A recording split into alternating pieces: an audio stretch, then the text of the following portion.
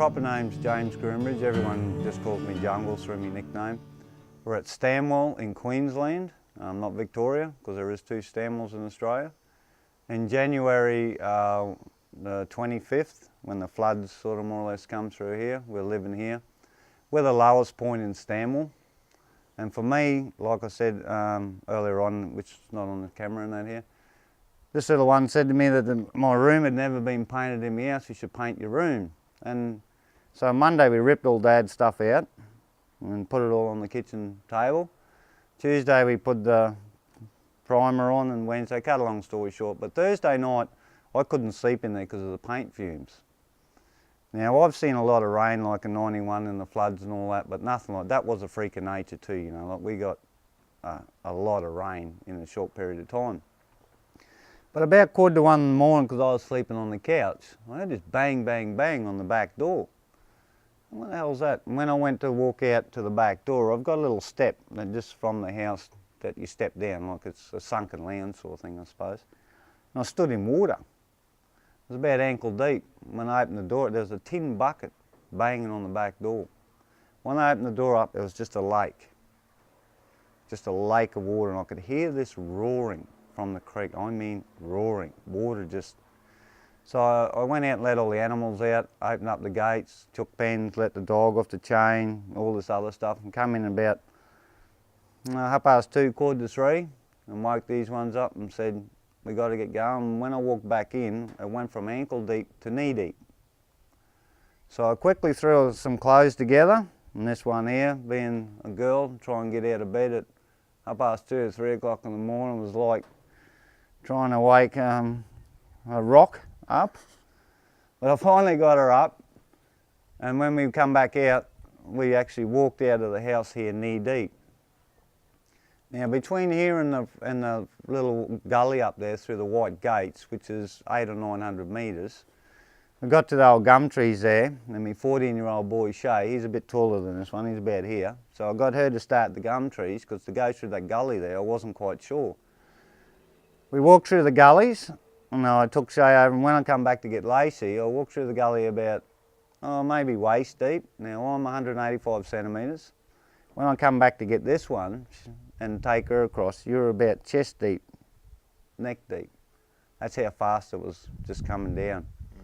And as I was walking across, I had a little glance over, because it was just sort of like, just starting to, not a lot of light, but you could hear the cows and the goats and all the animals and all that getting washed down the creek, and the creek was just roaring. I don't know how fast it was going, but it was roaring.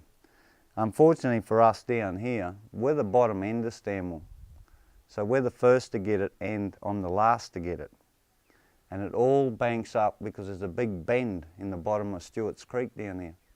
And it couldn't get away, so it started backing up and backing up. So as I turned around, the water was just building up like a tsunami. Luckily for us, there was a mate on the other side, Bradley Coombs, waiting for us. So we hopped in his 4B and we went up to his place, and I went down the other side of the farm here, because on the other side of the farm the creek also runs there where there's a heap of machinery. Couldn't get to it, it was too late. We come back up and grabbed these guys, and just on daylight, wasn't it though? Just on daylight, and it was just all over. There was just water everywhere, wasn't it, Darren?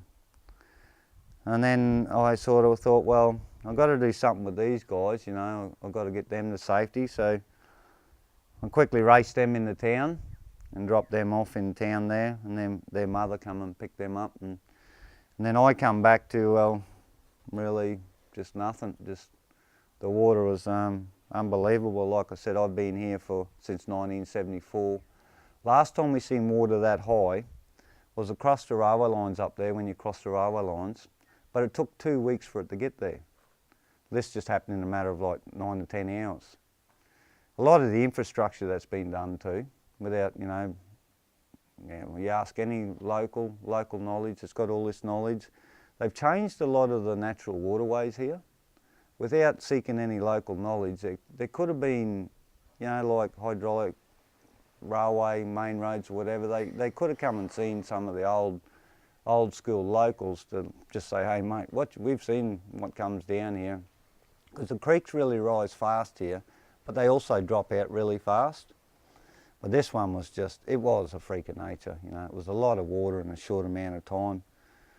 And then from there, well, I come back, and without the support of, like, I'm not going to say all of the community, but some of the community, like Lee and her husband, come down here when they could. Lee's husband actually got in a boat and rescued people. They come down here when they could, and yeah, from the rest of that, it's all just been slowly rebuild, which you never do. You lose all these material things, like I lost everything, walked out with a shirt on my back and not even the same pair of thongs, and it was a bit of a joke around here through the floods, because I found a thong in the receding water line down here in the paddock. So I had one 4X thong on and one black plugger. So every time they see me, they used to always, you know, give me a bit of a nudge here and there. And then when I made the front paper of the morning bulletin, I more or less said to them, well, you just want to be careful, because if I find that other thong, I'll run for mayor and you'll be in trouble. So yeah, but other than that, you know, you hear about all this stuff all the time, you know, like whether it be fires, floods, and it's not until you experience it. You can talk as much as you like, and you can explain, and you can watch maybe all these documents, but it's not until you experience it that it really, really hits home. And from then on, like I said, yeah, it's just been a matter of slowly rebuilding, and I don't think I'm going to stay like some of the other community. I've been through it twice now, and it's all that personal stuff that I can't replace. Yeah, I think it's, as much as I love it, you know, country born, love it out here, peace and quiet, away from the riffraff and all that, but I don't think I'll stay.